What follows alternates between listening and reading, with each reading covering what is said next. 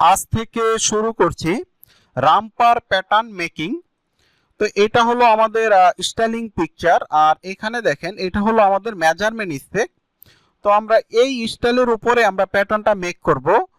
আর pattern make করার আগে প্রথমে আমি আপনাদেরকে আমাদের স্টাইলিং ফোল্ডারটা দেখাবো। স্টাইলিং ফোল্ডার হলো এখানে অল প্যাটার্ন, তারপরে আছে হলো ইজি আইটি একাডেমি। এখানে দেখেন এই যে রামপার, বেবি রামপার।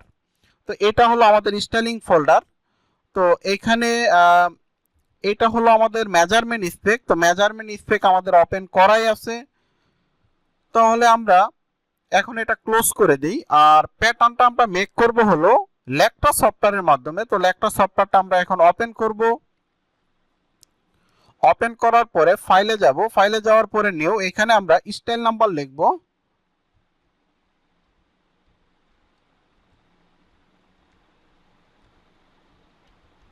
আমাদের স্টাইল নাম্বার লেখার কাজ শেষ। এখন আমরা ইন্টার বাটনে একটা ক্লিক করব। ডিসপ্লেতে যাব, ডিসপ্লেতে যাওয়ার পরে টাইটেল ব্লক, আবার ডিসপ্লেতে যাব, যাওয়ার পরে এখানে দেখেন সাইজ। এখন আমরা ফাইলে যাব, ফাইলে যাওয়ার পরে এখানে দেখেন অ্যাক্সেস পাথ। আমরা এখন অ্যাক্সেস পাথ ঠিক করব, তার জন্য উপরের ঘরে আমরা একটা ক্লিক করব। ক্লিক করার পরে আমাদের স্টাইল হলো বেবি রামপার, আমরা বেবি রামপারের উপর একটা ক্লিক করব। ক্লিক করার পরে নিচে দেখেন ওকে, ওকেতে আমরা একটা ক্লিক করব। তারপরে এখানে আমরা ক্লিক করব। ক্লিক করার সাথে সাথে দেখেন সবগুলো ঘরে কিন্তু আমাদের স্টাইল নাম্বার চলে আসছে। এখন আমরা ওকেতে ক্লিক করব। এখন আমাদের যে কাজটা করতে হবে সেটা হলো এইখানে যে সাইজগুলো আছে এই সাইজগুলো তো আমাদের চেঞ্জ করতে হবে, তাই না? তো আমাদের সাইজ হলো 56, 62, 68, 74, 80, 86, 92, 98। তো এই সাইজগুলো তো আমাদের সেখানে আনতে হবে। আর এই সাইজগুলো সেই জায়গায় আনার জন্য আমরা প্রথমে একটা সাইজ টেবিল বানাবো। আর আরেকটা কাজ করলে মনে হয় আপনাদের জন্য ভালো হয়, আমি যদি একটু বড় করে দেই, মেজারমেন্টগুলো যদি একটু বড় করে দেই তাহলে মনে হয় আপনাদের বুঝতে অনেক সুবিধা হবে। আচ্ছা, আমি একটু ওইভাবে চেষ্টা করতেছি যে একটু যদি আমি সেলগুলো যদি একটু মেজারমেন্ট হাইটগুলো একটু যদি বড় করে দিই তাহলে আপনাদের বুঝতে অনেক সুবিধা হবে। কারণ হ্যাঁ, এখন আপনাদের বুঝতে সুবিধা হবে, এই জন্যই মূলত আমি এইভাবেই করে দিলাম। কারণ আমি চাই যে আপনারা জিনিসগুলো খুব ভালোভাবে এবং জিনিসগুলো বুঝেন, সেটাই আমি সবসময় চেষ্টা করি। তাহলে দেখেন যে মোটামুটি আমাদের এখানে হলো মেজারমেন্ট স্পেক, আর এটা হলো আমাদের স্টাইলিং পিকচার। তো আমরা এখন প্যাটার্নটা মেক করব, আর প্যাটার্নটা মেক করব হলো লেক্ট্রা সফটওয়্যারের মাধ্যমে, যেটা আমি আপনাদেরকে যে এখন দেখাইলাম। এখানে শুধুমাত্র এখন আমাদের কাজ বাকি আছে হলো আমাদের এখানে সাইজটা আনতে হবে, তাই না? এই সাইজটা আনার জন্য আমরা যাব হলো স্টাইলিং ফোল্ডারে। আমাদের স্টাইলিং ফোল্ডারে যাব। এইখানে আসার পরে আমরা এখানে একটা সাইজ টেবিল বানাবো। মাউসের যদি আমরা রাইট বাটন ক্লিক করি, ক্লিক করার পরে দেখেন নিউ, নিউয়ে ক্লিক করার পরে এইখানে দেখেন টেক্সট ডকুমেন্ট। তো আমাদের সাইজ হলো 56, আর আমাদের বেস সাইজ হলো 74, আর আমাদের সবচেয়ে বড় সাইজ হলো 98। এখন আমরা এই সাইজ টেবিলটি এখন আমরা ওপেন করব। ওপেন করার পরে এখানে লিখব আলফা। লেখার পরে ইন্টার বাটনে ক্লিক করব। এখন আমরা সাইজ লিখব 56, 62, 68, 74, 80, 86, 92, 98। আমরা যদি একটু সাইজগুলো একটু কাউন্ট করি, 1, 2, 3, 4, 5, 6, 7, 8। এখন আমরা মেজারমেন্ট স্পেকটা একটু চেক দিব।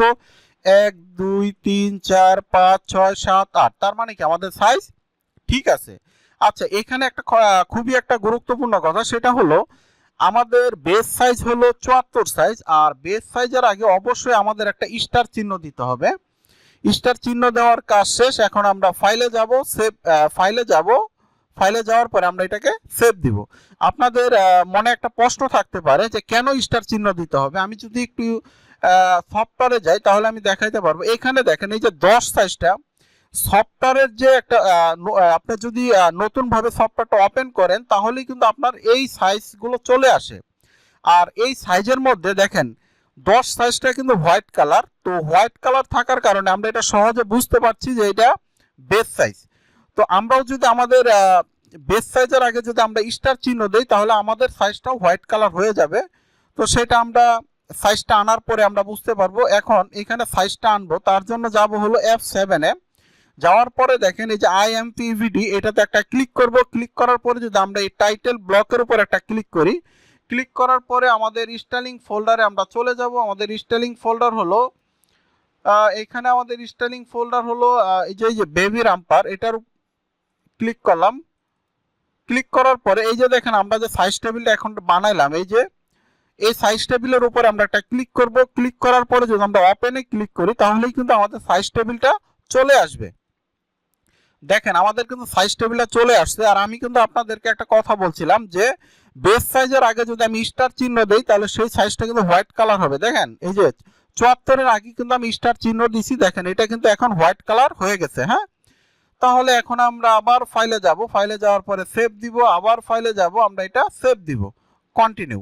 আমি যদি এখন স্টাইলিং ফোল্ডারে যাই, এই যে দেখেন আমাদের এই যে দেখেন সফটওয়্যার কিন্তু চলে আসছে। এই যে আমাদের স্টাইল নাম্বার সফটওয়্যার কিন্তু আমাদের ফোল্ডারে চলে আসছে। আমি যদি এটা ক্লোজ করে দিই, দেওয়ার পরে যদি আবার ঢুকি, আমি চাই যে আপনারা জিনিসটা ক্লিয়ার মতো বুঝেন। এইখানে এখন যাচ্ছি, দেখেন এই যে বেবি রাম্পার, এই যে দেখেন আমাদের কিন্তু সফটওয়্যার এবং স্টাইল নাম্বার কিন্তু আমাদের চলে আসছে।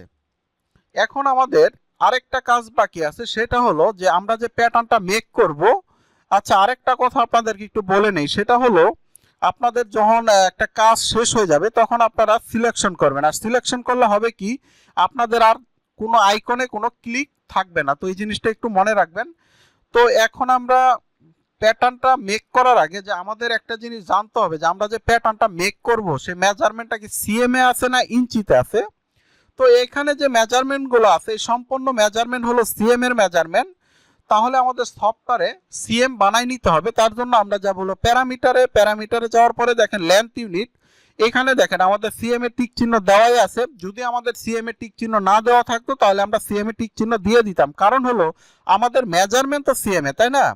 আর যদি আমাদের মেজারমেন্ট যদি ইঞ্চিতে হতো তাহলে আমরা এই যে ইঞ্চিতে টিক চিহ্ন দিতাম। তো আমাদের যেহেতু সিএম এ টিক চিহ্ন দেওয়াই আছে, সেই ক্ষেত্রে আর আমাদের টিক চিহ্ন দেওয়া লাগতেছে না।